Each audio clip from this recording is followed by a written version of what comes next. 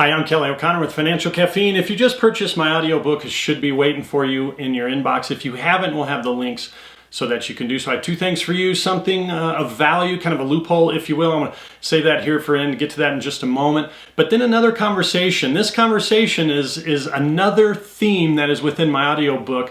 I call it the income game. And I want to see if you know where you sit in comparison to the rest of the country. My guess is you don't. Let's see.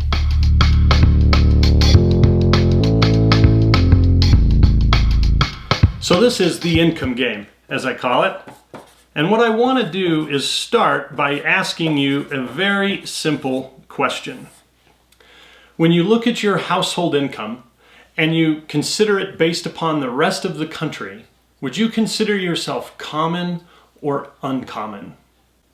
Now, many people consider themselves quite common, right? Because we have this rich level here. I'm definitely not uncommon. I'm more kind of common. And some people do say uncommon. And if you did, I have a question. Are you uncommonly high or are you uncommonly low?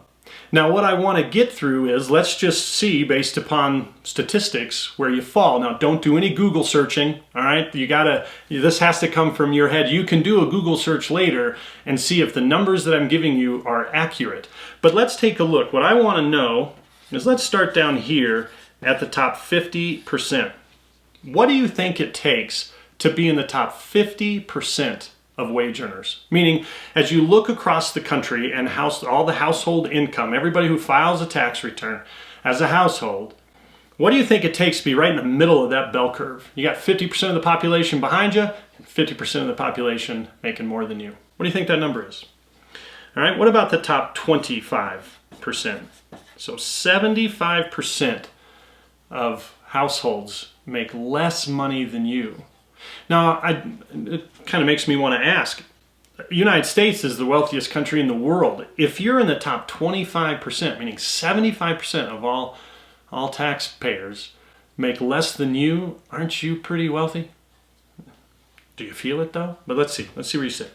How about the top 10%? What does it take to be in the top 10% in the United States? All right, get these numbers in your head. It's very important. 5%. 95% of all households make less money than you do.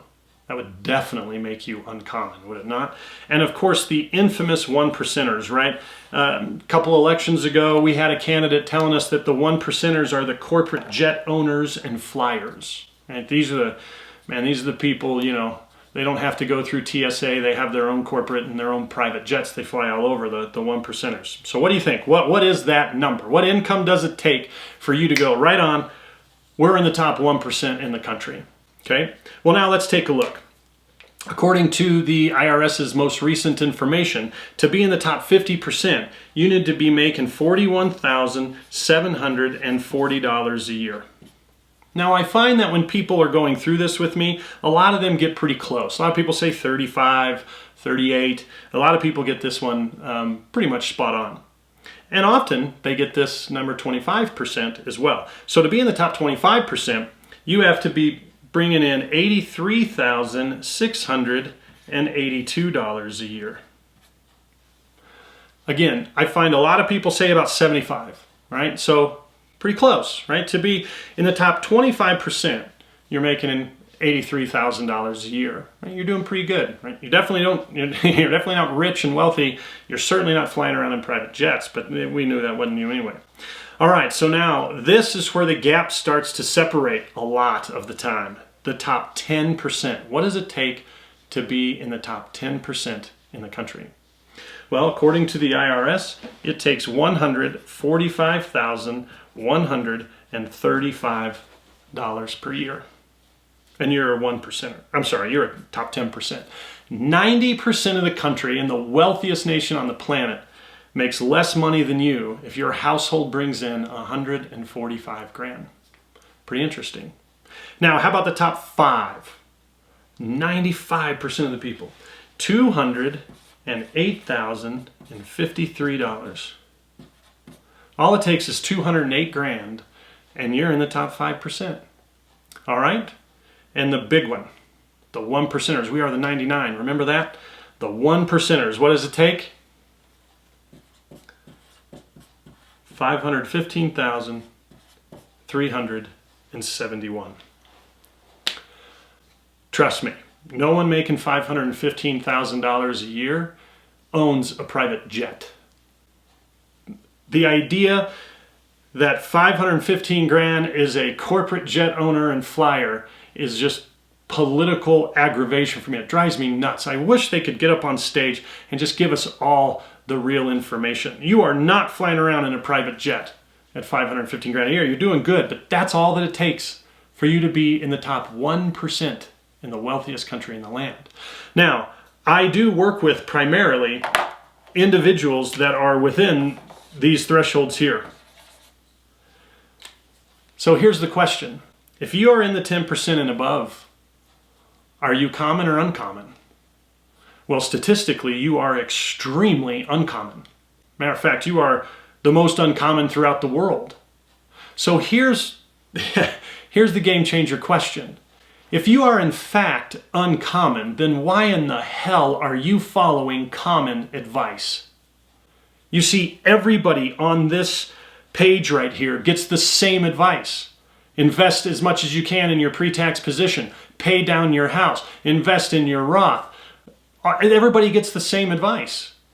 So if you are the biggest tax target, why are you following common advice? Do you think maybe it would be of interest to you, or maybe it would be something you should consider, having some uncommon strategies when you are the biggest tax target that exists? And let's prove that. Let's prove you're the biggest tax target. I want to look at this from a standpoint now of taxes collected. How much do you think the top 50% are responsible for paying of the overall federal tax bill? Let's look. According to the IRS, they pay 96.89% of all taxes. Leaving the bottom 50, people making under 41,740 and below, pay just over 3% of all federal taxes. Now, is the government going to be going after them? Are we going to be able to collect more from those people? Of course not. That's just not possible. So how about the top 25%? 25% of the people pay 86.10% of the entire tax bill. 75% of our population pays roughly 14% of all the taxes. Yeah, you're definitely a tax target even if you fall in the 25%. How about the top 10? This is where it really gets interesting to me. The top 10 pay 70.08% of all taxes. This is where typically the people I begin to work with. You are uncommon and you are the biggest target. The decisions that you make, you're the ones that have the ability to create assets and create the income to be taxed when only 10% of our population pay over 70% of all of the taxes collected. Talk about having a target on your back. How about the top 5? The top 5 are responsible for 59.14% of all taxes. 5% of our population pays almost 60% of them all. Blows me away. And the infamous 1%ers again, they are responsible for 38.47%. 1% of our population pays almost 40% of all the taxes. That's sad. But here's the main key. You, again, as I said, you have a huge target. And if you're in this top 10%, heck, even if you're in the top 25%, you are extremely uncommon statistically, and you are where our government looks to target and hit. So why would you be following common advice? Maybe it's time to get some uncommon strategies, and that's what my entire audiobook is about. Uncommon strategies to help balance this out so that the target on your back gets as minimized as possible. You see, that's what I do. So if you purchase the audio book, it's waiting for you in your inbox. If you haven't, you can do so and download it. We'll email it to you. You can download it. Now, I mentioned something of value. I charge $500 to meet with me because a lot of people find me. It's kind of a buffer. I can't meet with everybody. I wish that I could, but it's kind of a buffer, and it's what I have to do. And some people do just come through. But see, I have to have a lot of conversations with them. In my audio book, though, many of those conversations, and in great depth, are already laid out with exact strategies. So there's plenty of conversations that we don't have to have. And I want to honor that investment and that commitment. So within my audiobook, I have a code that you can use when it comes time to get on my calendar and fill out my little one-page simple application. You can enter that code and I waive that application fee 100%. It's completely free. So I just want to make sure you're made aware of that. So if you purchase the book, go download that thing and have a listen. If you haven't, we've got the links for you. But ultimately, I hope that I can get you on my calendar and have an opportunity to meet with you.